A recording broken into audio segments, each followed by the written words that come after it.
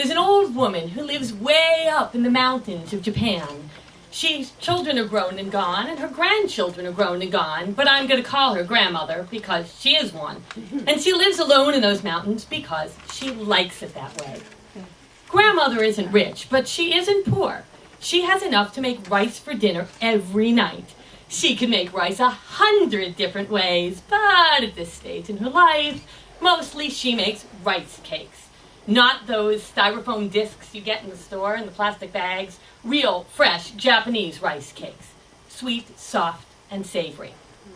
One night, Grandmother was making her rice cake when it slipped from her hand, fell out the window, and started to roll down the mountainside.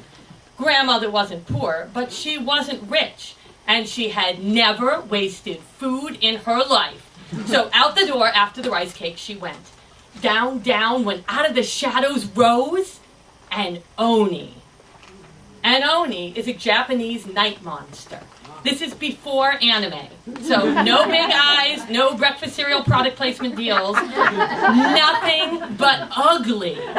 This one's red as the rising sun on the flag, 2 sharp fangs pointing down, 2 sharp horns pointing up, all gnarled and stench.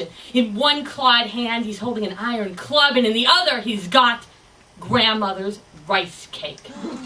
Grandmother is not sharing her rice cake with any Oni. So she yelled, this is what you're supposed to do if you ever encounter an Oni. She yelled, "Stop, Oni! Give me back my rice cake!" But Oni didn't listen. He went running off down the mountain. Grandmother went running after him down the winding path. "Stop, Oni! Give me back my rice cake!" Through the narrow straight. "Stop, Oni! Give me back that rice cake!" And they almost ran smack into the side of another mountain, which opened. In went Oni, in went Grandmother, and the mountain closed behind them.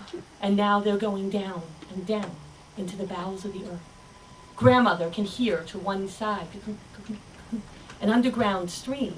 She doesn't have to see Oni anymore, which is good because she can't.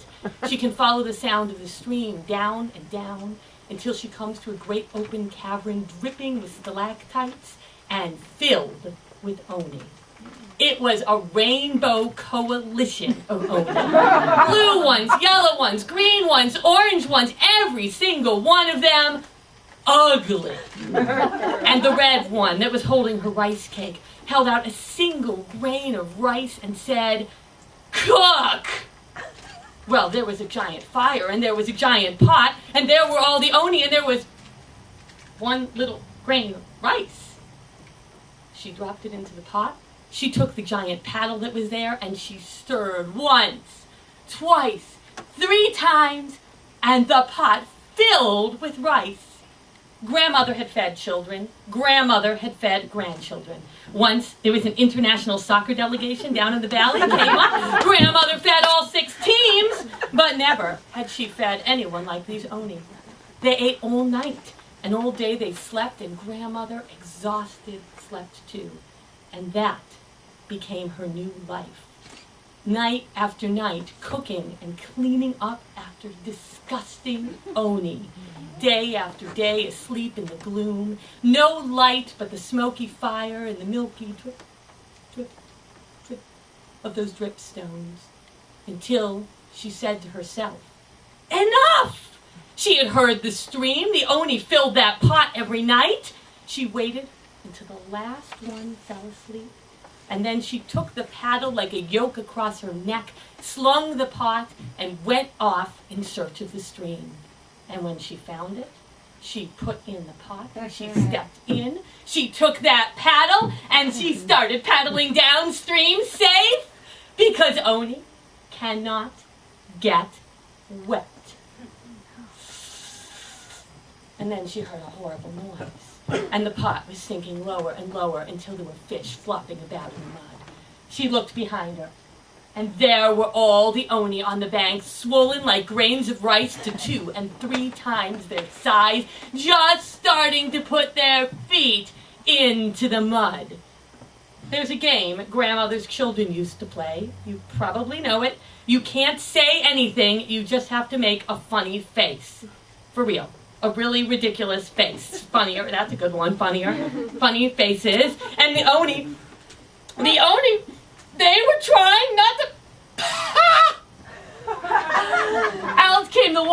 grandmother held on to the kettle, out of the mountain, into the bright sunshine. I don't have to imagine this one. Hello, little help down here. And all the people from the valley came, and they helped grandmother out of the pot. And they helped bring it all the way back up the mountain, built a fire. She filled it with water. She put in 1 grain of rice and stirred once, twice, 3 times. It worked. Everyone went to their houses and got cabbage and dumplings and instruments and stories, and they had a grand feast, night after night after night, until grandmother said, anyone who wants to use the pot is welcome to it. And she went into her house and she made herself some dinner and she ate it.